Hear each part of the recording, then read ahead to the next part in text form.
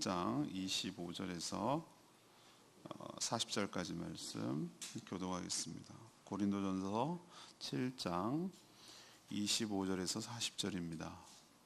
오늘은 1월 17일 목요일입니다. 1월 17일자 본문 고린도전서 4장 25절에서 40절까지 말씀 교독하겠습니다. 신약성경 271페이지입니다. 271페이지 교독합니다. 처녀에 대하여는 내가 주께 받은 계명이 없으되 주의 자비하심을 받아서 충성스러운 자가 된 내가 의견을 말하노니 내 생각에는 이것이 좋으니 곧 임박한 환난으로 말미암아 사람이 그냥 지내는 것이 좋으니라. 내가 아내에게 매였느냐 노이기를 구하지 말며 아내에게서 노였느냐 아내를 구하지 말라. 그러나 장가가는 것 죄가 아니시오 처녀가 시집가는 것 죄가 아니로되 이런 이들은 육신의 고난이 있으리니 나는 너희를 아끼노라. 형제들아 내가 이 말을 하노니 그때가 단축하여진 고로 이후로부터 안에 있는 자들은 없는 자 같이 하며 우는 자들은 울지 않는 자 같이 하며 기쁜 자들은 기쁘지 않은 자 같이 하며 매매하는 자들은 없는 자 같이 하며 세상 물건을 쓰는 자들은 다 쓰지 못하는 자 같이 하라. 이 세상의 외형은 지나감이니라. 너희가 염려 없기를 원하노라. 장가가지 않은 자는 주의 일을 염려하여 어찌하여야 주를 기쁘시게 할까 하되 장가간 자는 세상 일을 염려하여 어찌하여야 아내를 기쁘게 할까 하여 마음이 갈라지며 시집가지 않는 자와 처녀는 주의 일을 염려하여 몸과 영을 다 거룩하게 하려 하되 시집간 자는 세상 일을 염려하여 어찌하여 남편을 기쁘게 할까 하느니라. 내가 이것을 말하면 너희의 유익을 위하며 너희에게 올무를 놓으려 함이 아니니 오직 너희로 하여금 이치에 합당하게 하여 흐트러짐이 없이 주를 섬기게 하려 함이라. 그러므로 만일 누가 자기 약혼녀에 대한 행동이 합당하지 못한 줄로 생각할 때에 그 약혼녀의 혼기도 지나고 그같이 할 필요가 있고 원하는 대로 하라. 그것은 죄 짓는 것이 아니니 그들로 결혼하게 하라. 그러나 그가 마음을 정하고 또 부득이한 일도 없고 자기 뜻대로 할 권리가 있어서 그 약혼녀를 그대로 두기로 하여도 잘하는 것이니라. 그러므로 결혼하는 자가 잘하였거니와 결혼하지 아니하는 자는 더 잘하는 것이니라. 아내는 그 남편이 살아있는 동안에 매여 있다가 남편이 죽으면 자유로워 자기 뜻대로 시집갈 것이나 주 안에서만 할 것이니라. 그러나 내 뜻대로 그냥 지내는 것이 더욱 복이 있으리로다. 나도 또한 하나님의 형을 받은 줄로 생각하노라. 아멘. 오늘 전체적인 스토리는 이런 얘기예요. 독신 그리고 결혼 이것은 지금도 논쟁거리입니다. 사도 바울은 계명 하나님의 명령으로 말하는 것이 아니고 자기 개인적인 생각에는 이런 단서를 달아서 말하고 있습니다. 우선 종말이 임박했으니까 결혼을 하고 말고 이거보다는 재림을 대비해서 살아가라고 촉구하고 있습니다. 또 결혼하게 되면 아무래도 상대 배우자를 기쁘게 하려고 신경 쓰게 되다 보니 독신을 하든 아니면 결혼 생활을 하든 흐트러짐이 없이 주를 섬기는 데 집중하라 이 얘기를 하려고 합니다. 결혼 또는 독신 이거는 정해진 정답은 없다는 거예요. 각자 좋은 대로 하되 어떤 경우에서든지 주 안에서 살라고 권면하는 내용이 오늘 전체적인 내용입니다. 자, 오늘 질문은 당연히 이렇게 가겠죠. 성도는 결혼 그리고 가정, 독신 이것을 어떻게 생각을 해야 할까요? 라고 질문을 드립니다. 거기에 대한 답을 이제 하나씩 나갈 텐데요. 먼저 25절에서 31절까지의 말씀을 근거로 종말을 의식해서 고려하고 생각해야 된다는 거예요. 종말을 의식해서. 이 관점에서 결혼, 독신 이런 것들을 결정을 해야 된다는 거예요. 고린도 교회 성도들이 결혼과 독신에 대해서 사도 바울에게 질의를 한 것 같아요. 물었던 것 같아요. 그래서 거기에 대한 대답을 이 편지 형태로 지금 쓰고 있는데, 이 결혼, 독신 어떻게 해야 돼? 이것은 지금 우리가 살고 있는 2000년의 갭을 뛰어넘어서도 여전히 논쟁거리예요. 사도 바울은 조심스럽게 오늘 25절에 보니까 이 주의 명령이 아니고 주님께 내가 받은 계명은 없다. 그러니까 이거는 반드시 해야 되는, 반드시 그래야만 하는 어떤 그런 차원이 아니고 자기 사견임을 존재로 하죠. 사견임을 전제로 권면하고 있는데, 우리가 또 그러면 이게 해도 되고 이런 개념이 아니라 이미 사도 바울이 했던 이 고린도전서는 성경 안으로 들어와 버렸어요.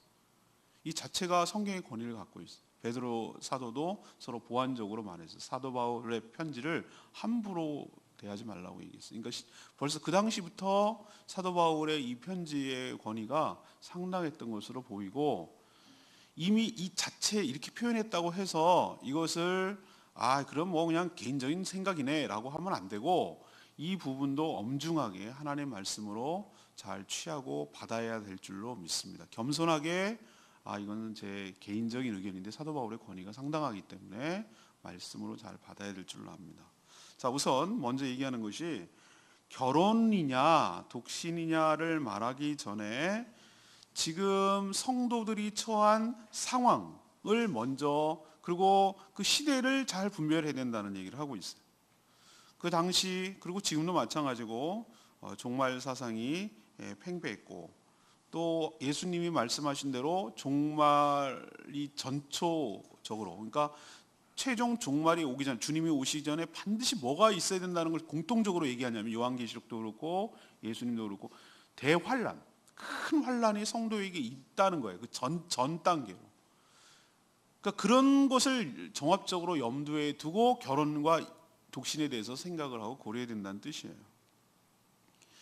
사도 바울도 주의 재림과 그 전에 26절에 보니까 큰 대환란이 있었고 그것이 임박한 것으로 해석을 한 거예요. 사도 바울이. 그리고 29절에 보면 그때가 점점 더 가까워오고 있다. 그러니까 주님의 다시 오시고 그 환란과 이것들이 점점 가까워오고 있다라고 얘기를 합니다. 그러니까 환란 때에 신앙을 가진 성도들이 대환란에서는 주요 타깃이 돼요. 예수 그리스도를 믿는다는 이유로 옥에 가두고 잡히고 이런 것이 지금 우리는 피부적으로 못 왔는데, 우리가 지금 선교사를 파송하고 있는 수많은 땅, 특히 중국이 왜 그래라고 하는데, 여러분 자꾸 놓치게 하고 있는데 중국은 공산주의 국가예요. 사회주의 국가고 공산주의 국가예요. 일당 독재란 말이에요. 못하는 게 없어요. 사유 재산이 없어요. 걔네는 그냥 빌려서 쓰는 거지.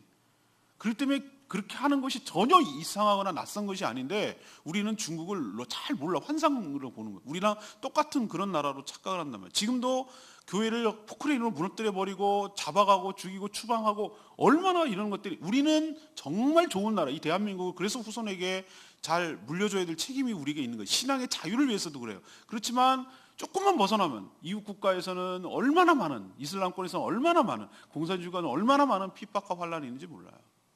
근데 예수님 오시기 직전에는 이것이 어느 국가만 상정될 문제가 아니고 전체적으로, 전방위적으로 신앙이 있는 사람이 타깃이 된다고. 서로서로가 고발을 하고 서로서로가 죽이고 이런 일들이 빈번하게 일어날 거라고 그랬어요. 자, 그렇다면 이런 상황을 염두에 두고 하는 얘기예요. 그렇다면 혼자서 환란 가운데 있을 때 혼자서 몸을 움직이고 처신하고 하는 것도 힘들어요. 근데 그런 환란 가운데 있으면, 여러분도 6.25 때나 어떤 난리통에 하면은 얼마나, 여러분 잘 아시잖아요. 국제시장 영화, 옛날 부산을 배경으로 했잖아요. 저는 영화를 참 좋아해가지고 그걸 유심히 보고 시대상을 보려고 하는. 국제시장 보세요. 그 이사우트 내려와가지고 그 헤어지고 이산가족 되고 얼마나 그 아픕니까? 난리통이라는 표현을 쓰잖아요. 난리통에. 그래서 이 대환란이 있으면은 혼자 있어도 이 처신하고 살아가기가 너무 힘든데, 결혼까지 하게 되면 부양해야 될 가족, 챙겨야 될 가족들이 정말 어떤 짐이 될 수도 있고 되게 부담이 되고 마음이 아픈 일이 벌어질 수가 있는 것이에요. 고통이 가중될 수 있는 거예요. 그래서 사도 바울은 이런 것을 염두에 두고 이걸 뭐 독신이 좋다 이런 개념을 그냥 단순히 무슨 그게 아니라 이 종말이라는 것을, 환난이라는 것을 염두에 두고 고려를 해보니 28절에 있는 말씀대로 성도들을 아끼는 마음에서 이런 표현을 써요. 28절에 내가 너희들을 뭐 한다고? 육신의 고난이 있으리니, 이건 대환란 때 그렇다는 얘기예요. 너희를 아끼노라, 이 말은 너네들 아껴서 이런 말을 하는 거야 라는 의도로 얘기하는 거예요. 그래서 지금 혼자라면 그냥 지내는 것이 좋겠고, 왜? 대환란과 종말이 임박했으니.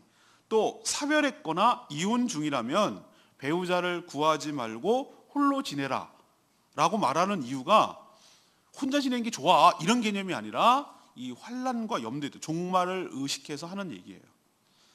앞에 얘기했죠. 사교님을 전제로 했기 때문에 이것을 그 정답처럼 이렇게 강요해서 될 문제는 아니에요.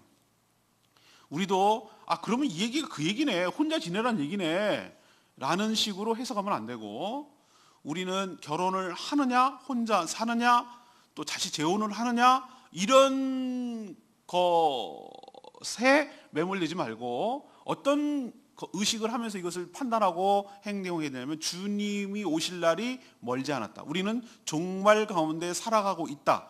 종말 가운데 큰 환난이 있다. 이런 전제를 들고 결혼을 또는 독신을, 재혼을 생각하는 것이 현명할 태도일 줄로 압니다. 제가 오늘은 결혼, 재혼, 독신 이런 것만 얘기를 했지만 이것을 좀 범위를 넓히면 우리는 성도는 어떤 의식으로 갖고 살아야 되느냐, 어떤 직업을 갖거냐, 어느 지역에서 살 거냐, 뭐 하고 이런 모든 총체적인 삶이 무엇을 염두에 두고 전제해야 되냐면은 주님, 개인적인 죽음도 종말이니까 우주적인 종말과 개인적인 종말을 염두에 두고, 그리고 그 닥쳐올 여러 가지 환난과 어려움들을 염두에 두고 그렇게 정말 언제든지 훌훌 털고 놓고 떠나고 자유롭게 매이지 않도록 그렇게 살아가는 삶의 태도가 우리에게도 있어야 될 줄로 믿습니다. 두 번째 얘기는 32절에서 35절까지 말씀인데요. 주님을 섬기는 데 집중해야 된다는 거예요. 주님을 섬기는 데 집중해야 된다. 사도 바울은 고린도 교회 성도들을 강하게 책망도 했지만 기본적으로 이 성도들에 대해서 자신이 세운 교회잖아요. 그래서 아끼고 사랑하는 그런 마음이 있는 그런 사도였어요. 성도들의 유익을 위해서 말한 것이지 염려하게 하거나 너네들을 막 근심하게 하거나, 32절에 그런 표현을 합니다.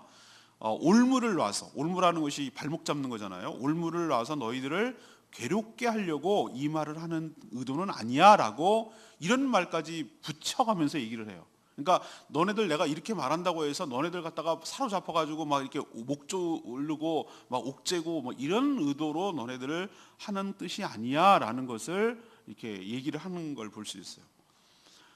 자, 우선 결혼을 하게 되면 어떻게 됩니까? 뭐 여러분 미혼인 사람 많고 결혼한 사람도 있지만, 결혼하게 되면 마땅히 사도 바울의 표현이에요. 상대 배우자를 기쁘게 하려고 거기에다가 많은 신경을 쓰게 돼 있어요. 물질도 가고 시간도 내야 되고 그렇게 해야 돼요. 또 그래야 돼요. 그게 당연한 거예요. 그럼 안 할 거예요? 여러분 자꾸 남자들은 조심해야 돼요. 여자들은 거기도 또 넘어가면 안 되고, 잡은 물고기는 먹이를 안 준다. 그러면 안 돼요. 결혼은 물고기가 아니에요. 여자는 잘 그 어장 관리를 해야 돼요. 그래야 관계는 계속 유지가 될 수 있고 그런 것이지, 결혼하면 땡 이거 안 돼요.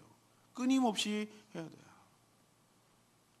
어제 또 그렇구나. 어제 뭐 결혼 몇 주년이라고 막 이벤트 한 가정도 있더만, 25주년이 지났는데도 26년이 있는데도 이제 아무 말도 뻔뻔한 내가 참 미안하긴 해요.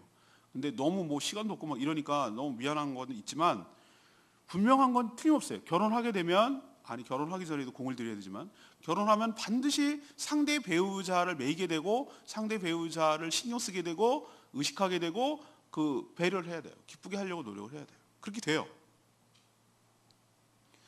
자, 사람이라는 게 한계가 있어요. 뭐가 한계가 있죠? 몸도 한계가 있고 시간도 한계가 있고 재정도 한계가 있어요. 우리는 그래요. 시공을 제한을 받아 살기 때문에 아무래도 배우자가 있게 되면 거기에 신경이 나눠지게 돼요. 우리는 몸이 한계가 있기 때문에. 그렇게 되면 이 얘기를 사도 바울이 왜 하나 들어봤더니 주님을 섬기는데 덜 집중하게 된다는 거예요.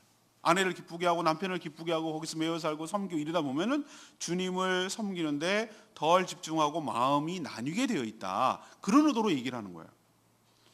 그러면은 반대로 걸리는 게 없으면, 독신으로 지내면 아무래도 걸리는 게 없으니 주님을 기쁘시게 하는데 더 집중할 수 있지 않겠느냐라는 얘기예요.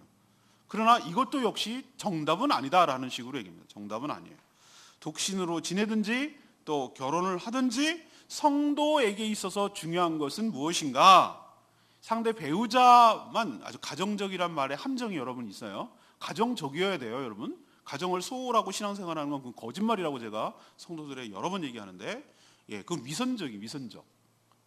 가장 가까운 가족에게도 잘하지 못하는 사람이 교회 성도와 나라와 민족을 위해서 잔다. 이거는 거짓말이에요, 거짓말. 제가 장담해요, 100% 거짓말이에요.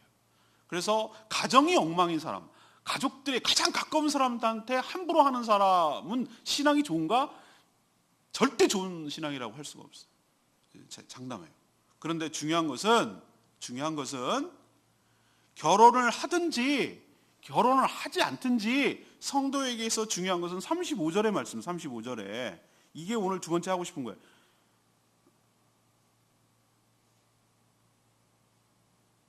35절에 뭐라고 되어 있습니까? 너희가 오직 너희로 하여금 이치에 합당하게 하여 흐트러짐이 없이 뭐 하게 하려고? 주를 섬기게 하려고. 이것 때문에 그렇게 얘기한다는 거예요. 흐트러짐이 없이 주를 섬기게 하는 것, 할 수만 있다면 독신으로 지내든 결혼을 하든 그거는 중요한 문제가 아니에요.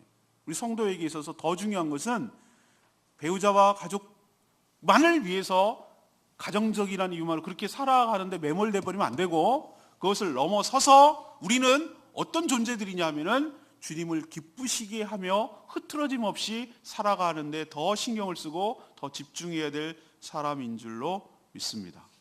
근데 저는 더 바람직한 것을 이렇게 해석하고 싶어요.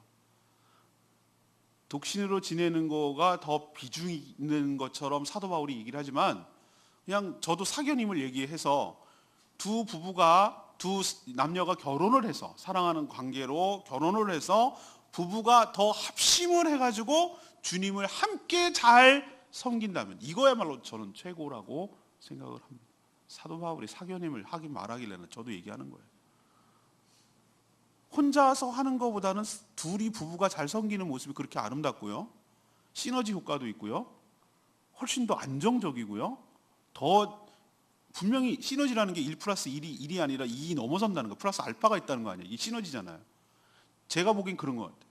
혼자서 섬기는 것보다 그것이 장점이 있다라고 한다면 두 부부가 마음이 하나가 되고 뜻이 하나가 되어서 정말로 의기투합해가지고 신실하게 섬긴다면 단순히 두 명이 섬기는 것보다 훨씬 더 많은 것으로 주를 기쁘시게 하고 섬길 수 있다는 거가 제가 목회 경험으로 느꼈어요. 그게 더 합당한 것 같아요.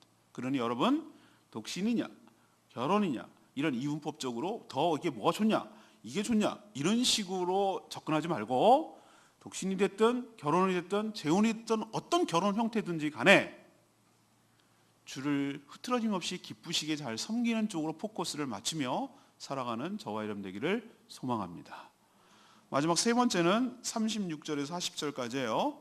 주 안에서만 생각해야 된다. 지금 질문이 뭐였습니까? 성도는 결혼, 독신, 재혼, 이혼 이런 여러 가지 결혼 제도에 대해서 어떻게 생각하느냐가 이게 이번에 질문이에요.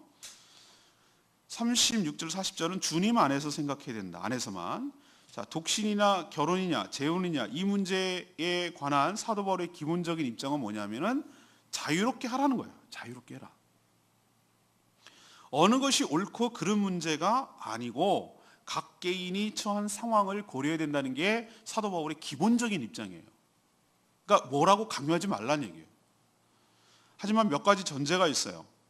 죄를 짓지 말아야 된다는 거예요. 죄를 짓지 말아야 된다. 결혼하지 않았는데 정욕에 못 이겨서 합당치 못한 삶을 할 거라면, 36절에 차라리 결혼하는 것이 낫다라고 말했어요. 우리가 며칠 전에 결혼에 대해서 한 번 더 다룬 적이 있습니다. 묵상 내용이 그런 거였어요. 이 고린도 전서라는 것이 고린도 교회 문제지만 고린도 교회 문제가 별거에 있어서 해 아래 새 것이 없다고 인간 사는 건 2000년 전이나 지금이나 똑같다니까요. 고린도 교회 얘기가 우리 얘기예요. 이 문제가 지금 하나도 지금 썼다고 해도 하나도 낯설지 않은 이유는 사람이 똑같거든, 인간이. 지금도 독신의 은사가 없으면서, 독신의 은사가 없다는 얘기는 정말 나는 혼자 살아도 전혀 생활에 고요함이 없고 오히려 혼자 삶으로 인해서 더 하나님 나라 위해서 집중하는 사람이 있어요. 그 중에 가끔 뭐 선교사님, 싱글 선교사님 같은 데 보면은 굉장히 자유롭게 살면서 거기 개의치 않고 살아가는 사람이 있어요. 아니, 결혼을 하고 싶은데 못해서 그런 사람 말고 진짜 그렇게 살아가는 사람이 있어요. 근데 그것도 아니면서 나는 그냥 독신이야, 독신주의야 라고 말하면서 뒤로는 5만 가지 정욕적인 생활을 하는 케이스를 두고 얘기하는 거예요. 나는 결혼하지 않았으니까 배우자의 메인 몸이 아니야 라는 이유만으로, 나는 결혼 충성을 다하고 정절을 지켜야 될 배우자가 없어 라는 이유만으로 자유분방하게 살아가는 사람을 두고 하는 얘기예요. 은사가 없는 거예요. 독신의 은사가 없고 그럴 의지도 목적도 없는 사람, 그냥 나는 마음대로 살고 싶어 라고 말하는 사람을 두고 하는 말이에요. 이런 사람은 책망하고 있어요. 이렇게 살면 안 된다고. 너 그럴 바에는 차라리 뭐 하라고? 결혼해라고. 합법적으로 결혼이라는 테두리 안에서 그렇게 하라고. 이처럼 분명한 사명도 확신도 없으면서 독신으로 되는 것은 잘못이고, 거꾸로 분명한 사명도 확신도 있다면 독신을 지내는 것도 잘못은 아니란 얘기예요. 또 사별 후에 계속 홀로 지낼 수도 있고 재혼할 수도 있어요. 이것도 자유예요. 어떤 정답은 없어요. 그러나 사도 바울은 역시 사견, 개인적인 의견임을 전제로 뭐라 그러냐면은 홀로 됐다면, 그 이유가 이혼이 됐던 사별이 됐던 어떤 이유로든지 싱글이 됐어요. 돌싱이라고 이제 돌싱 요즘. 혼자가 됐다면 뭐라고 이게 권면하냐면은 그냥 혼자 지내는 것이 좋겠어요. 라고 얘기해요. 더욱 복되다고 이렇게까지 얘기를 해요. 왜? 왜 이렇게 합니까? 앞에 거랑 연결이 돼요. 매이지 않고 오직 주의 일에만 몰두할 수 있기 때문에 그렇습니다. 그러나 우리가 결혼과 이혼, 재혼 이런 모든 것들과 관련지어서 가장 중요하게 생각해야 될 것은 39절이에요. 39절. 39절이 뭐라고 얘기합니까? 자유로워 자기 뜻대로 시집갈 것이나 뭐 안에서 하라고? 주 안에서 하라. 이게 사도 바울이 가장 많이 자기 편지에서 하는 얘기가 주 안에서, 주님 안에서, 주님의 뜻 가운데서 모든 것을 하라는 거예요. 저는 주님 안에서가 해석을 어떻게 하느냐에 굉장히 광범위하고 굉장히 좁게도 되고 넓게도 될 수 있는 문제인데, 주님 안에서라는 얘기는 뭐냐면은 주님이 기뻐하시는 것 안에서, 주님의 신앙 안에서, 주님의 일을 위해서, 이런 의미예요. 이 얘기를 하나만 얘기를 하면 안 믿는 사람하고 하는 건 주 아닙니까? 아닙니다. 주 바깥입니다. 그거는. 재혼을 하건 독신을 지내건 다시 사별하고 어떤 형태로든지 가는 간에 결혼 자체가, 제가 결혼 예비학교를 해야 되겠다고 올 가을에 생각하고 있는데 이거를 엄청 강조해야 돼요. 사람들이 너무 안이하게 모르고 너무 쉽게 생각한단 말이에요. 이거를 주님 안에서 결혼을 안 하는 거예요. 주님 안에서 혼자 지내지 않는 거예요. 이게 우리 성도의 가장 중요한 문제인데도 이걸 놓치고 자기 정욕대로, 자기 좋을 대로, 자기 소견대로, 자기가 매력적인 대로 그렇게 하니까, 주 바깥에서 하니까 모든 문제가 생기는 거예요. 우리는 자꾸 결혼이냐, 누구랑 하느냐, 뭐 하느냐, 뭐 어떻게 이런 거에 매몰되는데, 아니에요. 사도 바울이 가장 중요하게 얘기하는 건 주 안에서 해야 되는 거예요. 여러분이 명심하세요.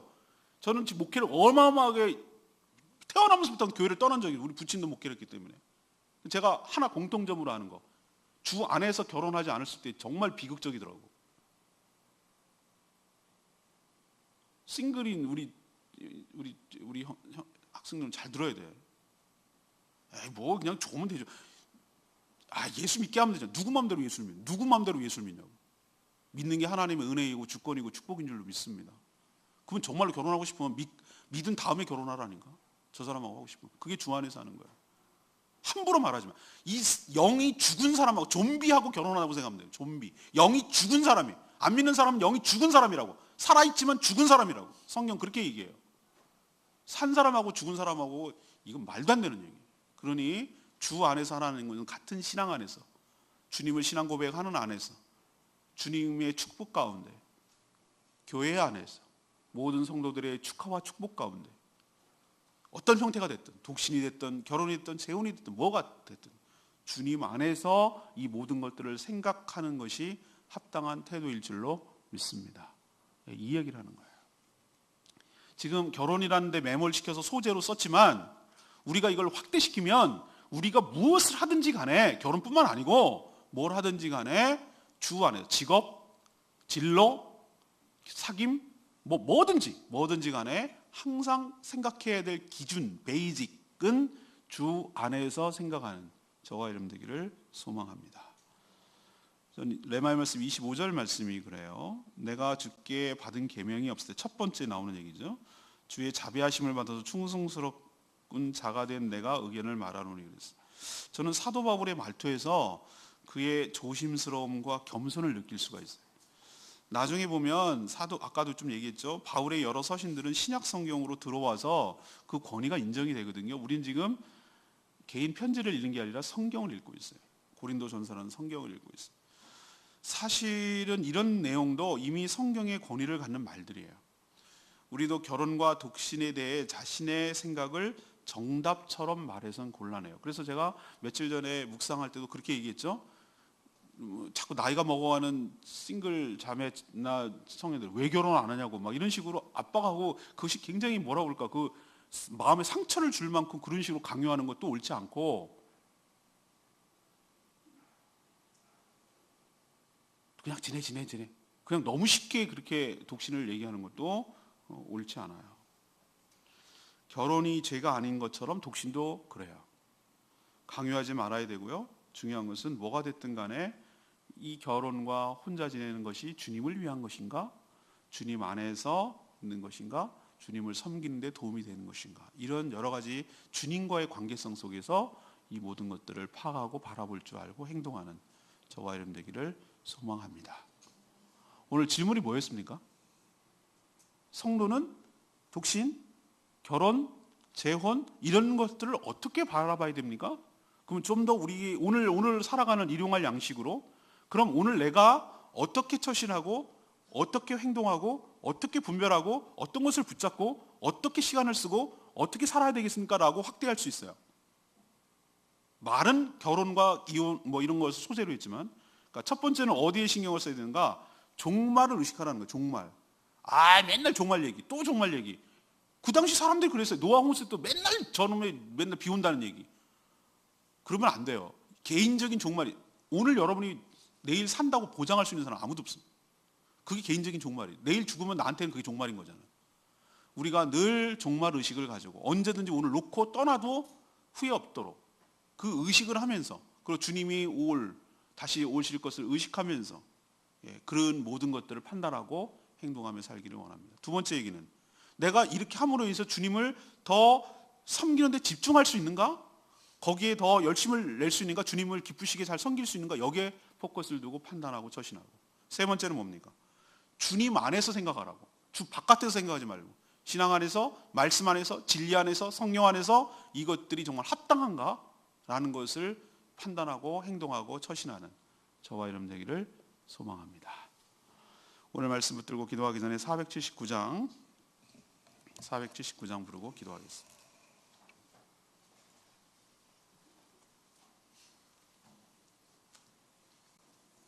오직 주의 사랑에 매여 479장입니다. 찬양제.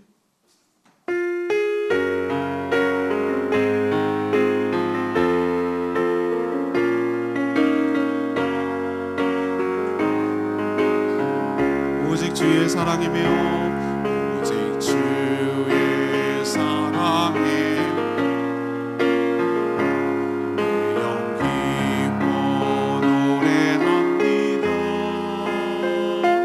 이 소망의 언덕 기쁨을 당해서 주께 사랑드립니다. 오직 주의 인재 안에 갇혀 내 영기와 찬양합니다. 이 소명의 언덕 거룩한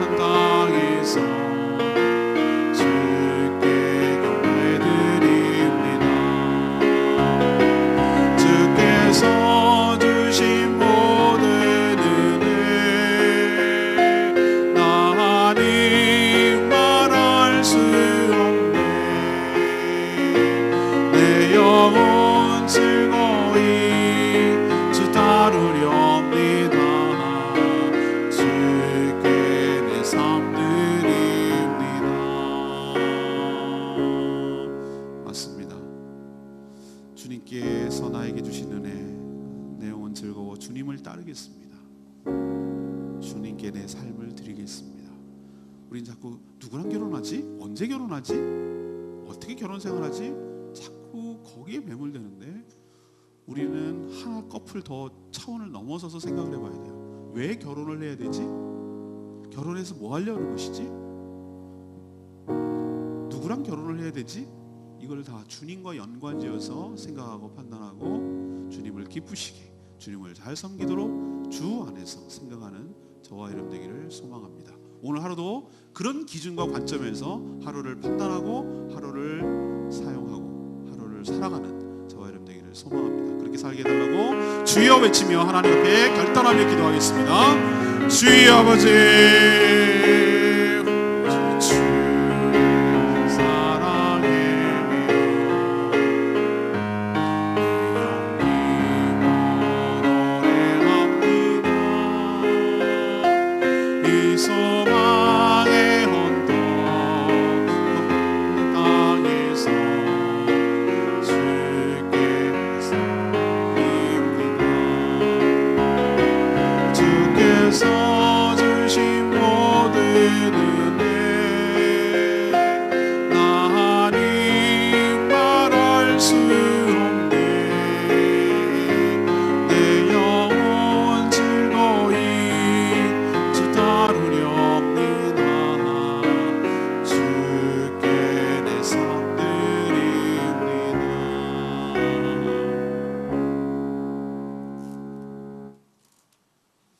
하나님, 요즘처럼 결혼이 너무나 가볍게 취급된 시대가 없었습니다. 너무 음란하여 상대를 이용하려고만 하고